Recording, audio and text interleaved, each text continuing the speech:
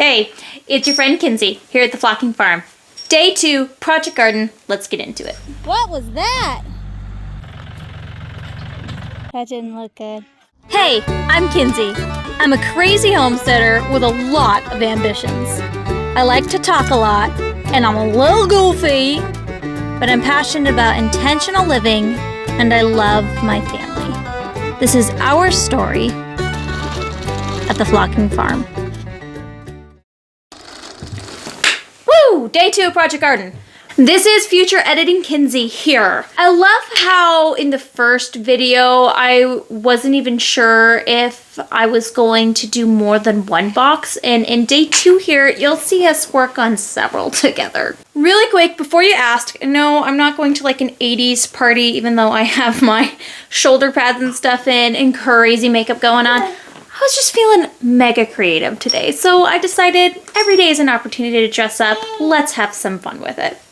My biggest concern leaving last video was how unlevel the ground was and not being sure that I would even have a spot to put these boxes. So in this installment, we're gonna tackle that issue together, figure out how we're going to get this garden set up, how many boxes we're actually going to make.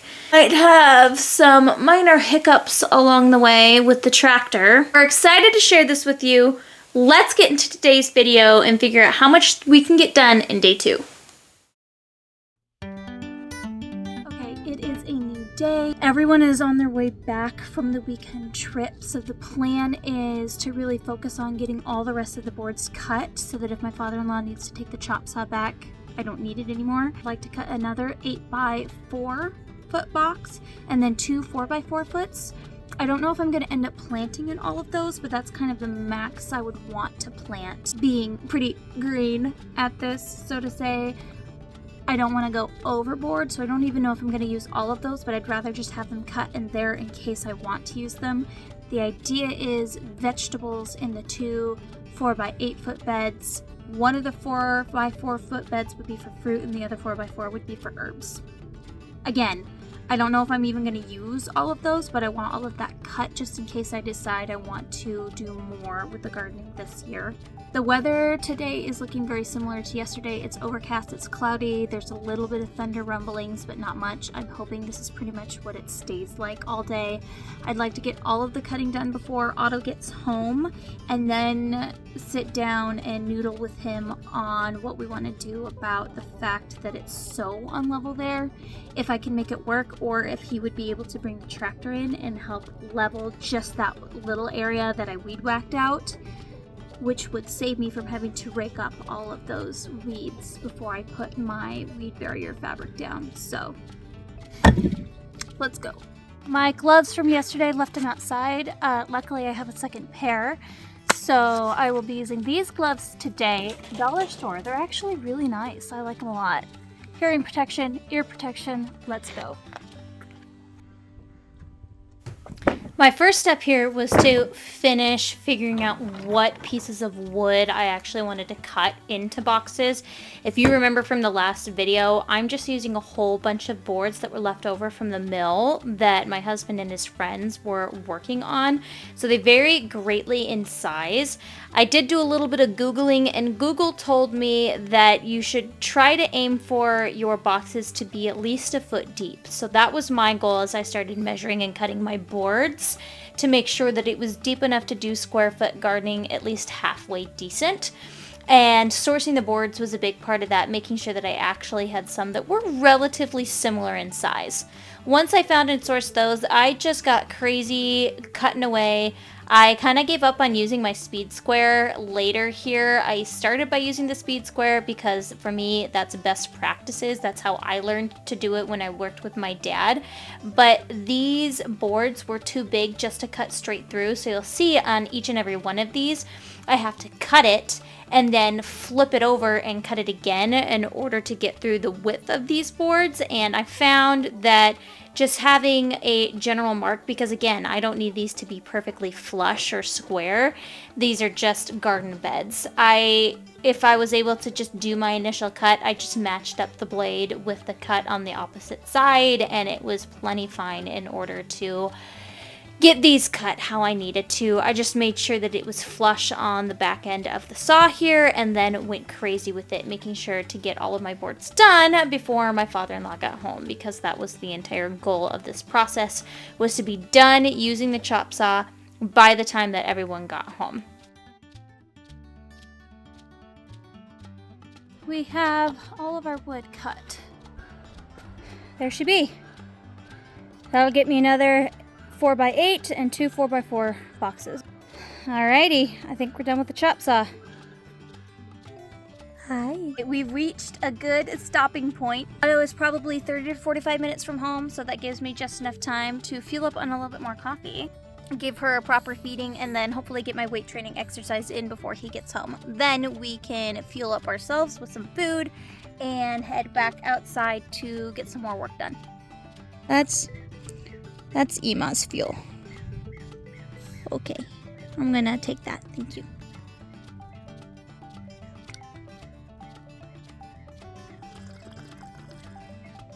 Whoa!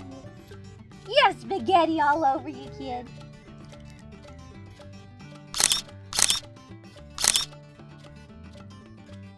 Okay, now that Otto's home, I think I'm going to assemble my boxes up here where it's nice and flat, and then he can help me take them down there once they're built. I just didn't want to move them down by myself and risk breaking them. But if he works down there at all and leveling the ground, I don't want them in the way. Well, the weather's finally gotten nice. Now we just got to work here, started to assemble these boxes. You'll notice as I sit down, I sit kind of funny. It kind of looks almost side saddle. Years ago when I was at the Shriners, I told them I had a very difficult time like sitting butterfly, and they told me this is actually because my hips grow in opposite directions, or I guess the bones coming out of my hips. What's that, the femur? I think it's the femur. So you have some people, remember as kids, at least for me when I was a kid, it was a thing, don't sit in a W. Well, if both of your hips grow outward, that's how you would naturally sit. Meanwhile, if they both grow inward, it would be very easy to do something like a butterfly. My hips grow in opposite directions, or femurs rather. One grows in, one grows out, which is why I naturally sit kind of side saddle. It's weird, I know, but it's just a thing. Now you'll notice here that I started by using a drill and a drill driver and drilling pilot holes, because best practices for me building stuff is you don't want the wood to split. However, this wood was very high in, I hate to say moisture content, but that's probably what most people are familiar with. Like we talk about moisture content in hay. So I didn't really have any risk of it cracking. My bigger concern is degradation and this really, really wet wood pulling apart at the seams because of the weight of the soil on the inside. We're just gonna have to see. Like I said, this project is meant to be perfectly imperfect. Now, why do I hate the term moisture content? Well, it's something that most people don't really care about, but in my last job, I worked as an account executive and application consultant for food, pharma, and cannabis innovation and manufacturing. So basically, I was consulting as a specialist for scientists on a daily basis, and what I specialized in was water and how water moves, specifically water energy. So when we see like relative humidity is the water energy of the air, but every product has water energy inside of it. This is why, like, if you leave your chips open, water energy wants to be stable. So if you live in a very humid environment, it will move from the humidity to the air to the dryness of the product because the water energy wants to stable. That's why, like, I cringe up saying moisture content, because it doesn't even begin to scratch the surface. It's about water activity, which is basically just water energy. That hottie's gonna work on leveling out my garden area for me. And we only have an hour before we have to be at dinner at my friend's house that has all the plants. We're gonna spend the evening with them, have dinner there, grab some plants. I'm hoping that'll be enough time for him to get a good bit of it leveled. I'm gonna put together the last box and then get some food ready to bring to our friend's house. Now when I talk about it, like water activity or water energy sounds really geeky to me, but I think it's a fascinating subject because it is responsible for so much of what happens. Most people, I think, would agree with the statement of energy transfer is where things get done, and that's true when it comes down to a chemical level. Water energy or water activity is responsible for pretty much every chemical response, chemical, physical, or biochemical reactions, as I would like to say. If you've ever wondered how products get an expiration date on them, water activity is what is responsible for all of that. It's like flavor changes, your chips going stale, your makeup cracking because it's so dry and old, mold growth, all of that's a water energy thing. It's just, to me, it's a fascinating topic because of how much it actually affects our day-to-day life, and it's like this little hidden secret that most people don't know. If you want more information on that, let me know, because it's definitely something that I studied. Here we are. 1, 2, 3, and the fourth one's down there. What was that?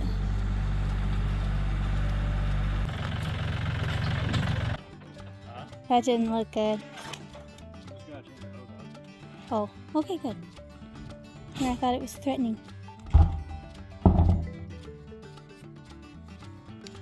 Looking better.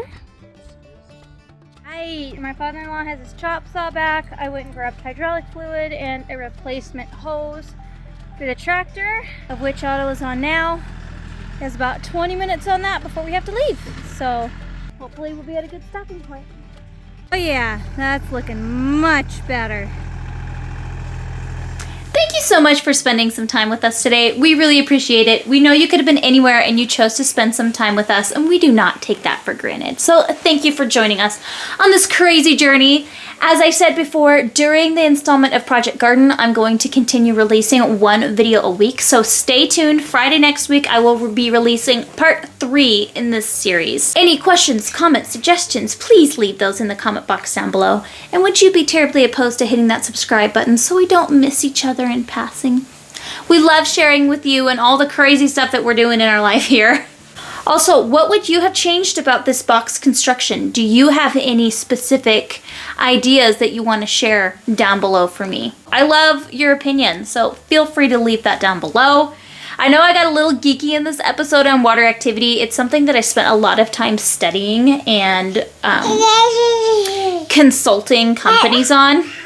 If you have any, I doubt you do, but if you have like water activity, water energy, product related questions on how that affects us in our daily life, let me know, because it is something that I enjoy talking about, but it is pretty niche and I don't really have anyone to talk to about it anymore. But I have lots of knowledge in my brain place about it, so it really does though. It affects so much around us and most people have no idea that it even exists. I think it's such a fascinating topic. All right, I'll stop geeking out now. Just momentarily. As always, don't be afraid to live out loud. Thank you so much for joining us, and we will catch you on that flippity flop.